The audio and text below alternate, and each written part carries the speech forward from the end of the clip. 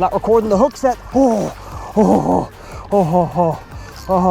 That's what this lake is known for right here. Get these rods. Well, how's it going, everybody, and welcome to another episode of Tyler's Real Fishing. Try to navigate down these stairs here. You might notice a little bit of a change in scenery here. I'm not in Texas anymore. I am in Minnesota at my uncle's place up here in Minneapolis. Beautiful, beautiful day. We just had about 4 days of straight wind and storm, so it's my first day kind of out here to fish around. And I brought the boat out here. What the heck? Where's the boat? No, like I swear, I left Pearl on the edge of the dock. Oh no. Psych, it's on my back. That is right, folks. There's a boat in here. Let's check it out. So this here is my first ever stand-up paddleboard. Now, for those of you guys who don't know what a stand-up paddleboard is, imagine like a surfboard, but minus all the surfing. I guess you can surf on a stand-up paddleboard, but minus all the adventure surfing stuff, and mostly just hanging around on the lake and getting a good core workout. It's kind of like imagine standing up on your kayak and paddling with only one side of the paddle. That's kind of what this is like. Now, usually paddle boards are huge, heavy fiberglass boards, but this one is actually made by Body Glove. It's called the Mariner, and it is a fully inflatable board. That's why I'm able to house it in this backpack right here, because it has the pump and the paddle board all rolled up into one compartment.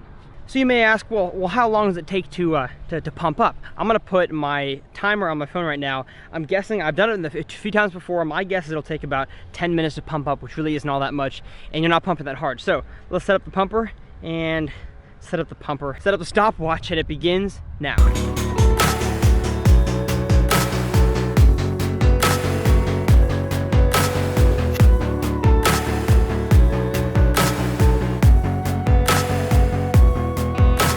With setting up the pump, 5 minutes and 8 seconds. Really not that long. I got it to about 10 PSI. It says inflate to 15, but I've never inflated this much before, and it was fine before, so I probably 10 PSI is about the same.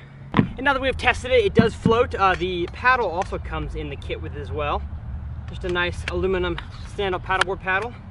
And now it's time to get our cooler on here. So the cool thing about this is that it allows you to put a cooler on the back to sit on, just like you would any other saltwater or freshwater like fishing kind of paddleboard. So let's get the cooler. And boom! We're gonna put this on with some bungee cords. We're gonna attempt to strap it.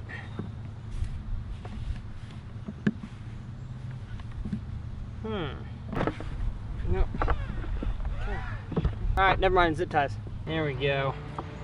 There's one side. Well, is the cooler secure? Not really, but it's not coming off.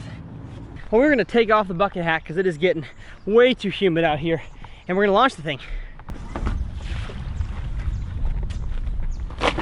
Boom. Let's go. I didn't mention, but Body Glove also gave me these dope toe shoes. I think they're called like the Outdoorsman something, I don't know, they're linked below. See ya! We are out here, boys and girls.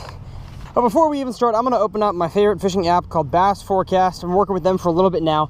And basically what BassForecast does, if you haven't seen it before, is it tells you on a scale of 1 to 10 how good your fishing day is gonna be, how good your bite is going to be. Now, of course, if your number says, you know, you're only on a 2 out of 10, that doesn't mean you can't slam them. And if it's at a 10, that doesn't mean you're gonna struggle. But it just kind of gives you a general knowledge on how the fish are gonna be biting based on barometric pressure, weather, all sorts of conditions. And so based on the weather we've had the past few days, BassForecast is giving this a 6.9 rating. You can click on that. Also, the major feeding times are 5:07 p.m. to 7:13 p.m.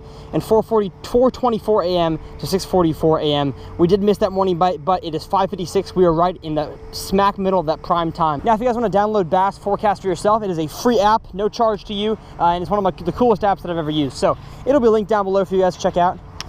So my first time on the stand-up paddleboard to fish. I'm gonna even call catching a fish a success. You know, I've stood up in my kayak many times to catch fish, but a paddleboard's a little bit different, a little less stable than a kayak is, especially the kayak that I bought. I basically bought a refrigerator to stand on. Oh my goodness. Oh my goodness. I just had about a 4-pounder.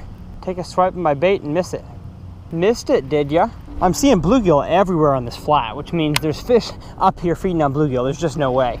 It is just post-spawn. Some fish are moving out deep, some fish are staying up shallow to eat bluegill. It's just the thing bass do, you know? You're probably noticing, Tyler, your rods aren't strapped down. You know, that's actually right.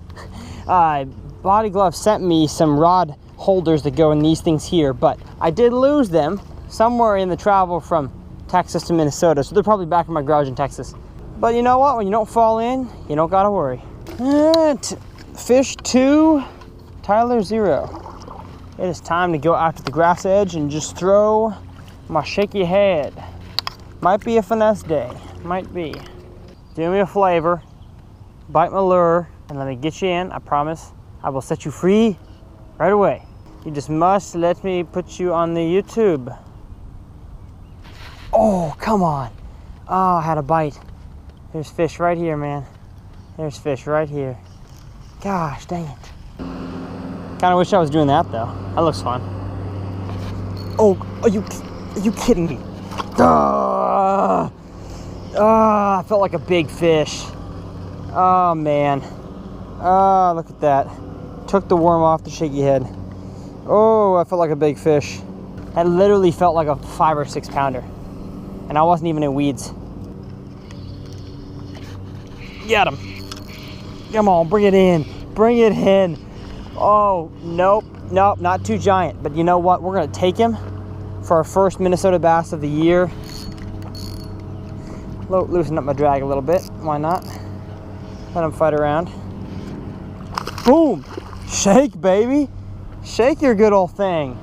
Bring it in, Mr. 2-pound Minnesota bass. Bring it in. Bring it in. Yes. Whoo, first bass in the brand new Body Glove Mariner. It's a chunk. It's definitely a Minnesota chunk. I love though that this state, like this fish is like an average, if not like smaller than average fish. Oh, he got it down his gullet. I may have to do some surgery on this big boy. So I brought a pair of pliers just for this very reason, in case I got a fish gut hooked. See if I can take it out from the top. It doesn't look like it, so what I'm gonna do, get myself some line and I will poke the shaky head, if I can, down that way and poke it up. Got it, and now we have to somehow feed it back out through the mouth without getting it re-stuck. And that right there is how you save a gut hooked bass. Basically, you take the pliers, you go inside here, flip the hook around and poke it back out, and that's a beautiful, beautiful fish. I will take that baby all day long. All right, amigo, say goodbye. Boom, swims off like a champ. Whew, it feels good to get that first fish of the summer up here in Minnesota. Doing it on the shaky head, as I almost always do on this lake. And that fish came back and got it. I missed him the first time, so that definitely wasn't a 4 or 5 pounder. He just had his mouth wide open probably. What I've done is I've been poking around this lake and figured out these fish are on the outside. Is that another one? No. Fish are on the outside grass line. I mean, most of the time during the year, in any lake in the country, you're gonna find fish on outside grass lines. And these fish are probably all post spawners that are done feeding on bluegill or done whatever they're doing up shallow, so they're gonna come out here. Went to the immediate edge. We don't have any hard bottom on this lake. It's all mud, sand bottom, so there's no rock piles or anything for them to go to. There's just grass lines, and when you can find a little school of them, oftentimes it can lead to more and more bites. That's what we're hoping for here. The rod and reel combo that I'm throwing is the Lew's TP1 Speed Stick Drop Shot Shaky Head Special. I like this one for the shaky head and also the 7-foot, but either one is fine. And I got the Lew's Speed Spin with some, I believe it's 15-pound braid to an 8-pound fluorocarbon leader. Do I really need the fluorocarbon leader out here? You know, probably not, but the water is, I mean, I didn't think so over there because the water's dirty on that side, but I guess there's more grass over here. So maybe I do need that fluorocarbon leader after all. Not recording the hook set. That's what this lake is known for right here. Oh, he's got me in the grass. Come on, get out of there. Get out of the grass, please don't break me off. I'm on an 8-pound line. Get out of that grass, get out of that grass. This is a 5 or 6 pounder. Oh, come on. Come on. Get out of that grass. Oh, yes, yes, yes. Come on. Come on. Come on, yes. Oh. Get down on my knees. Do not fall down, Tyler. Do not fall down. Come on. Yes! Oh, beautiful fish in all that grass. Look at that stuff. Oh, that's when you know you're in the juice.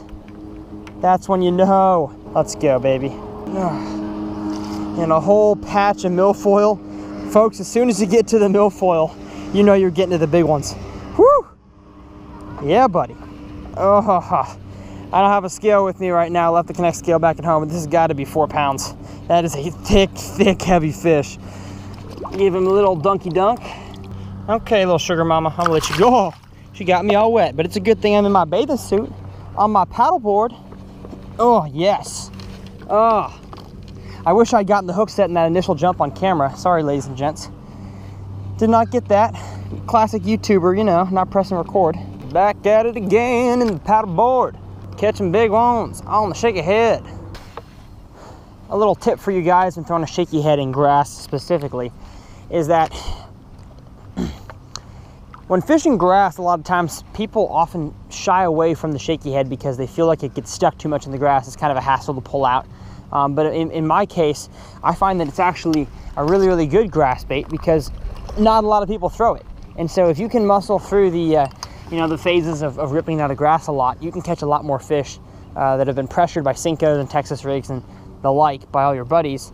Basically what I do is I should probably be using 20-pound braid to about a 10-pound leader. I think my line is a little bit light right now. And then again, probably a little bit different rod for this grass kind of ripping application, but you'll notice I have it cast out there in the grass. I kind of give it a little pop and it pops out, but I felt it getting some more. So I feel up the tension to make sure it's not a bite, and then I go pop and I pop it out.